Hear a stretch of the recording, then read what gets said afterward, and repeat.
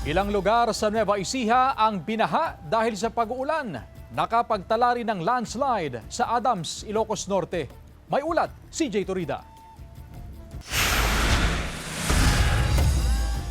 Binaha ang pangunahing kalsada sa Barangay Bagong Silat, Science City of Muñoz, Nueva Ecija dahil sa nararanasang pag-ulan na dulot ng habagat at nagdaang bagyo. Umabot hanggang binti ang antas ng baha na nagpahirap sa mga motorista at mga residente na napilitang lumusong upang makatawid sa kalsada. 14 na barangay sa Cabanatuan City ang nakararanas ng baha. Kabilang dito ang Barangay San Juan Acfa, kung saan umabot umano hanggang leeg ang antas ng baha sa gitnang bahagi ng kalsada. May ilang pamilyang inilikas dahil sa baha. Dahil sa baha, gumagamit na ng bangka ang ilang residente.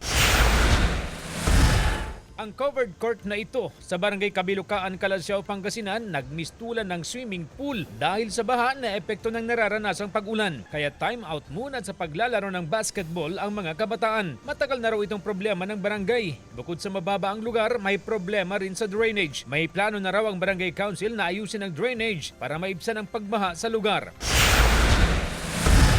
Nakapagtala ng landslide sa Adams, Ilocos Norte dahil sa malakas na ulan. Humambalang sa kalsada ang mga putik at bato na galing sa bundok. Nagsagawa agad ng clearing operations ang lokal na pamahalaan. Patuloy na pinag-iingat ang mga residente sa posible pang insidente ng landslide dahil sa patuloy na pag-ulan. Kasama si Henry Duminsil, CJ Torida, One North Central Luzon.